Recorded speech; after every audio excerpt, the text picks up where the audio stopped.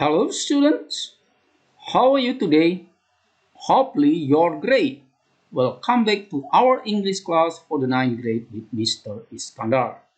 Today we are going to discuss about the items of preparation for school final exams. Baik anak-anak sekalian, sehubungan dengan makin mendekatnya ujian sekolah, maka pada kesempatan ini kita akan membahas soal-soal persiapan untuk ujian sekolah. Baik, kita langsung saja ke pertanyaannya. What is the writer's intention to write the text? Nah, pertanyaannya menanyakan, apa tujuan si penulis untuk menulis teks ini? Intention itu sama dengan tujuan atau purpose. Untuk menjawab pertanyaan ini, kita harus menentukan dulu jenis teks ini. Nah, teks ini dimulai dengan once upon a time.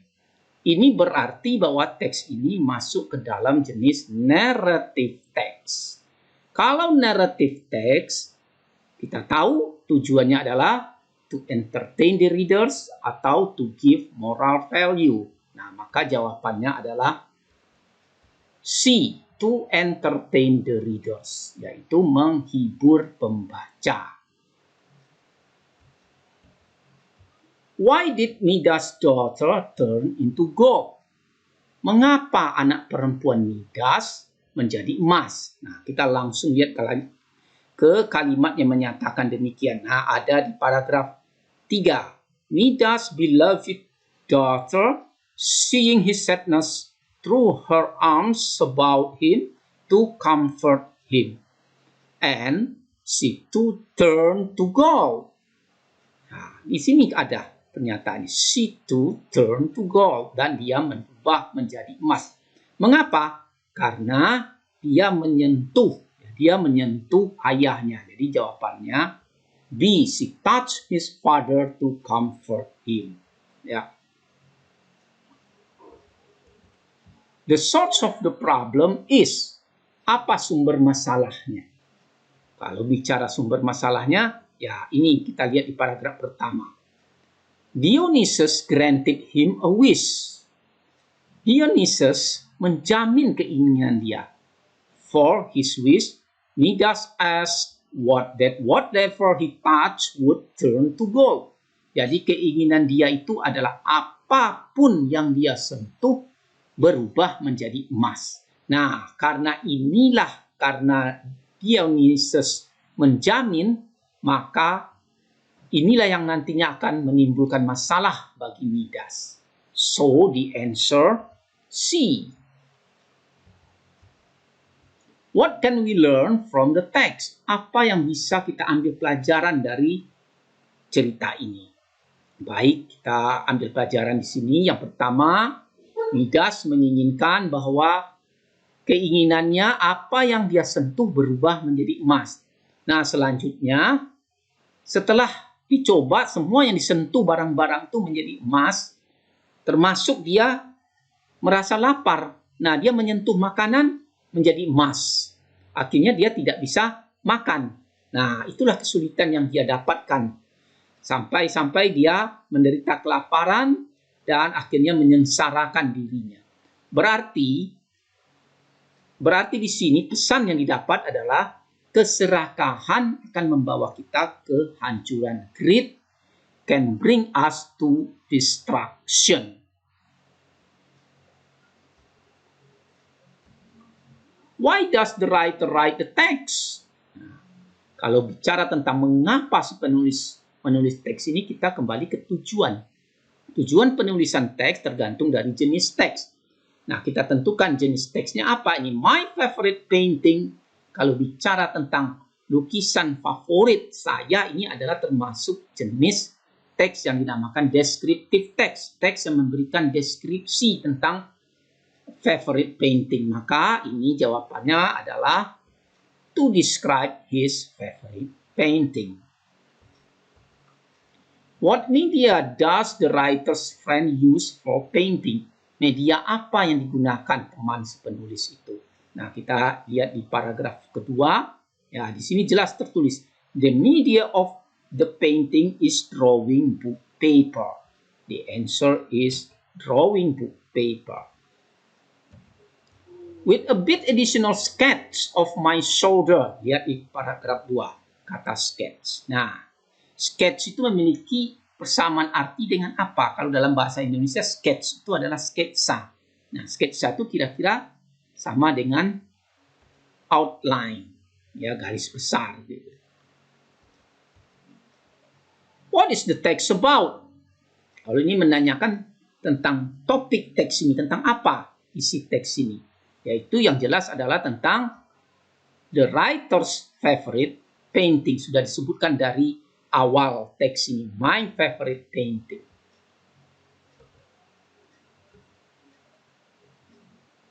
Oke.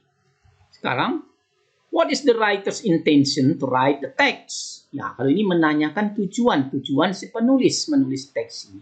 Kita tentukan dulu jenis teksnya. Ya. Nah, kita lihat dari kalimat awal. Last weekend was my luckiest day ever. My good things were coming toward me. Nah, ini dari awal paragraf ini sudah jelas bahwa teks ini menceritakan tentang pengalaman pribadi si penulis. Nah, kalau pengalaman pribadi itu termasuk dalam jenis recount text. Lalu apa tujuannya? Apakah to share his fun experience to others? Membagikan pengalaman yang menyenangkan. Karena di sini katakan, last weekend was my luckiest day ever. Hari yang paling beruntung. Apakah itu benar? Tapi belum tentu. Kita lihat dulu teks ini. Atau kita lihat secara keseluruhan. Apakah itu benar-benar pengalaman yang sangat menguntungkan? Kita lihat sampai akhir. Nah, kita lihat di kalimat di paragraf terakhir di sini. I passed my weekend lie down on my bed. Nah, kalau ini artinya saya melewati atau menghabiskan akhir pekan saya berbaring di atas tempat tidur. Loh, kenapa kok bisa begini? Kita lihat lagi ke atas, ya. I had a stomachache. Saya sakit perut. Oh, ternyata si penulis ini menderita sakit perut. Apakah itu pengalaman yang menyenangkan? Ternyata berkebalikan dari apa yang dikatakan di atas. Berarti si penulis menggunakan gaya bahasa kiasan di sini. Jadi yang arti sebenarnya adalah to share writer's unhappy experience. Jadi membagikan pengalaman yang tidak menyenangkan. Pengalaman si penulis yang tidak menyenangkan. Oke. Why did the writer get stomachache? Kenapa si penulis sakit perut? Nih jawabannya ada di sini. Ini paragraf 3. Nah, dimulai dari sini. After I finished my breakfast, my mother came up and said that the meal was not ready yet.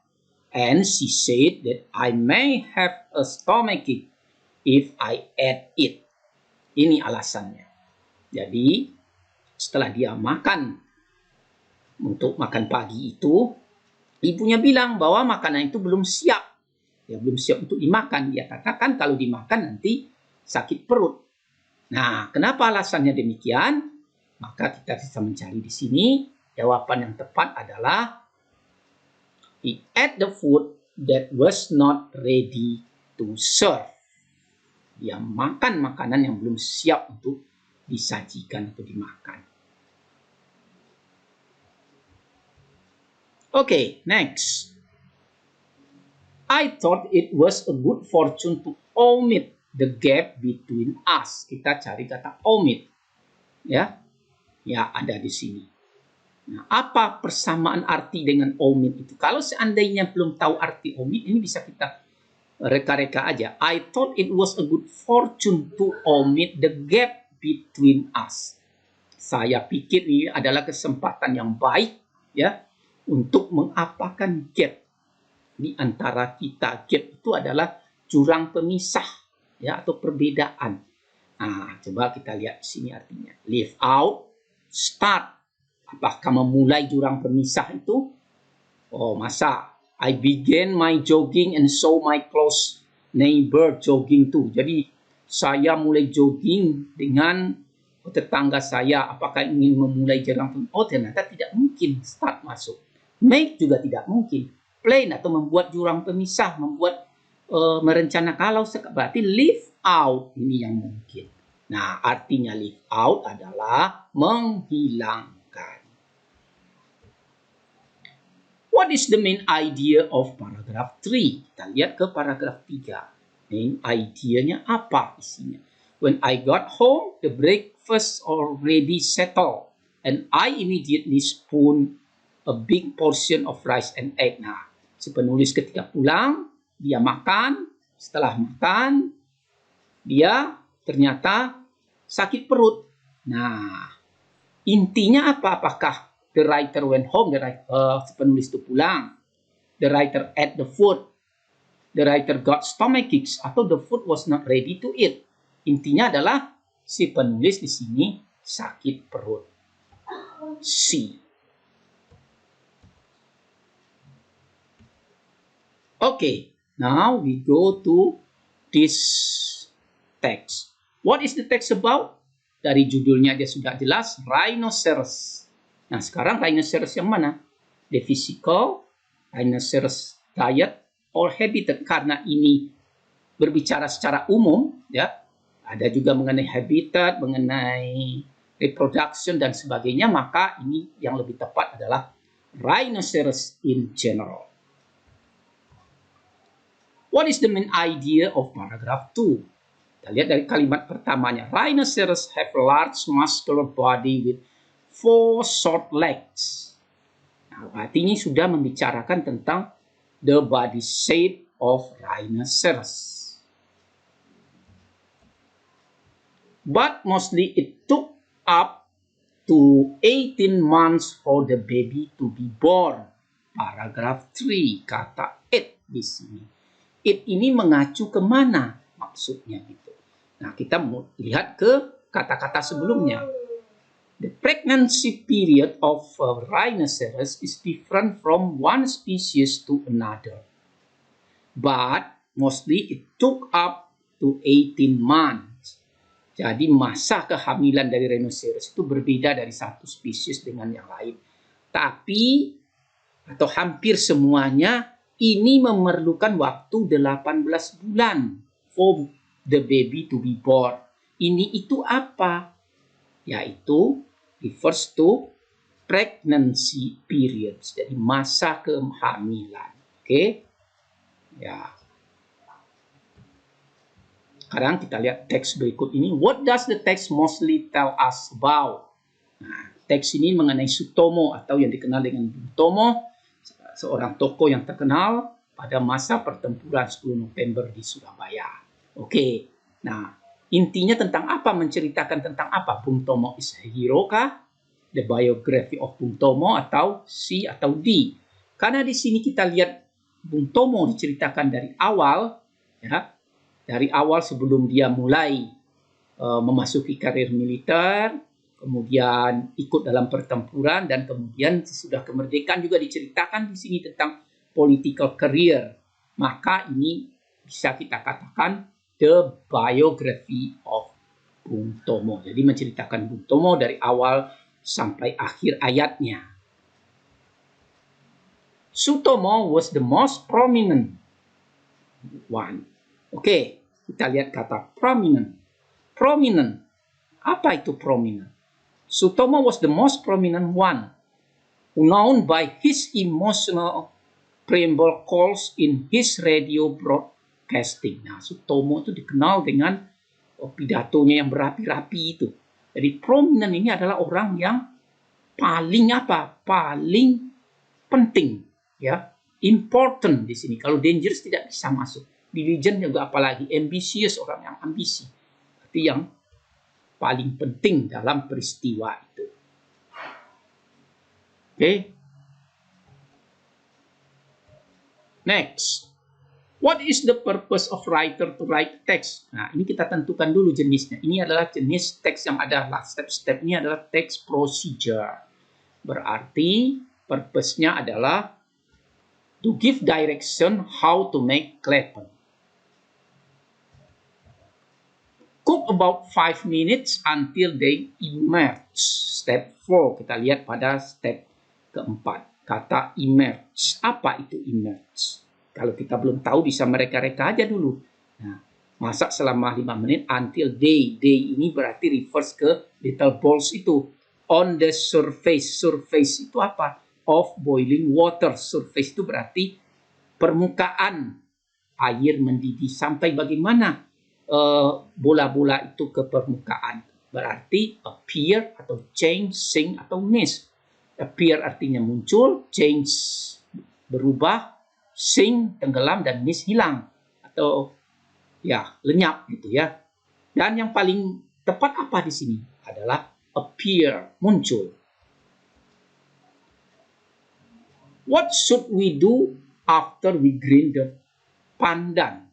Oke, kita lihat step yang pertama ada di sini. Grind pandan leaves finely. Nah, apa yang kita lakukan setelah itu? Langsung ke mix with water. Jadi langsung ke B. Earth Song judulnya. Ini lagu ini cukup terkenal, dinyanyikan oleh Michael Jackson, yang artinya lagu bumi. Nah, what is the message of the song? Apa pesan yang disampaikan oleh lagu ini?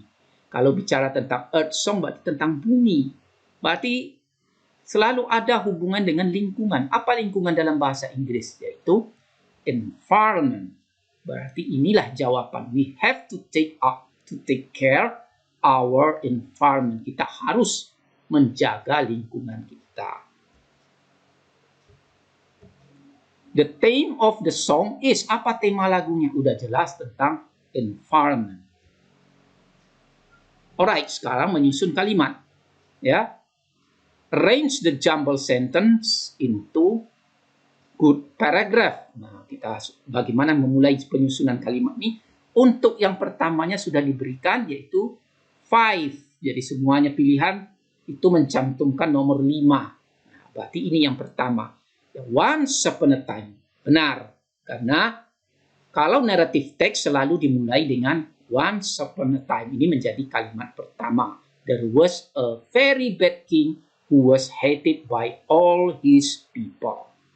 Nah, ada raja yang dibenci oleh masyarakatnya. Lalu yang kedua, apa yang tepat di sini? Nah, supaya nyambung, kita masukkan one day, suatu hari. He was taking a walk by the river and decided to go for a swim. Jadi, suatu hari dia pergi ke sungai dan memutuskan untuk berenang. Lah, kalau berenang berarti masuk ke air sekarang. Yang mana? Yang ada waternya. Ya, ini number 6. Ya. When he got into the water, he suddenly got a cramp and started to drown. Nah, ketika dia masuk ke dalam air, dia kram dan hampir tenggelam. Nah, lalu ketika dia mau tenggelam, ada nggak yang menyelamatkan? Ada nggak kata yang kalimat menyatakan demikian? Oke, selanjutnya number 7. When two farmers working in a field nearby saw him drowning, they jumped into the river and rescued him. Jadi ada 2 petani yang kemudian menyelamatkan dia. Nah, setelah itu apa? Setelah dia selamat, nah tentu dia berterima kasih. Yang mana? He was grateful and thanked them by giving each farmer one wish. Jadi tentu dia berterima kasih dan menawarkan petani itu satu keinginan apa yang mau diminta gitu. Oke. Nah sekarang berarti first farmer dulu, petani pertama minta apa? Oke, number 2. The first farmer asked for a pair of water buffaloes. Nah, ini yang dia minta. Lalu bagaimana dengan the king? The king gladly agreed to this request. Jadi raja itu setuju, ya, tentang permintaan itu. Lalu bagaimana berikutnya petani kedua? Berarti yang kita masukkan the second farmer. A wise old man thought for a while. Lalu berpikir sejenak. Nah, apa kata the second farmer ini terakhir? Finally, he said, do not tell anyone that I helped to save your life. Kata petani kedua ini, jangan ceritakan pada siapapun bahwa saya sudah menyelamatkan hidup kamu. Okay, so the answer is D. Oke, sekarang kita menyusun kalimat lagi dengan jenis teks yang berbeda, yaitu tentang carrot, yang ini termasuk dalam report text. Untuk kalimat pertama sudah dimulai dengan number 2 semuanya. Berarti dimulai dari sini. The carrot is a root vegetable with most commonly eaten part being the taproot. Jadi carrot ya, wortel itu adalah sayuran akar. Nah, lalu kalimat selanjutnya apa biar masuk ke sini? Number 4. The carrot is usually orange in color. Berarti menyebutkan warnanya orange. Nah, kemudian yang berhubungan dengan warna, berarti the orange color. Nah, dari mana asalnya warna itu? The orange colors result from abundant carotene in these cultivars. Nah, ini nyambung ke sini. Next, baru membicarakan hal yang lain kalau tidak ada lagi berhubungan dengan ini. Carrot are cooked and eaten in various different ways. Jadi, wortel itu dimasak dan dimakan dengan berbagai macam cara. Nah, berarti yang pertama bagaimana? Nah, number 1 masuk ke sini. Carrot are typically used in stir fries and salads, but also in soups and added to baby foods or pet foods. Nah, di sini penggunaan carrots untuk makanan. Berikutnya, ya, number 5. Carrot buat minuman. Carrot juice sekarang is widely consumed. Di jus wortel itu banyak dikonsumsi. Okay? The answer is B. Okay, students, I think that's enough. Thanks for watching. See you next time and goodbye.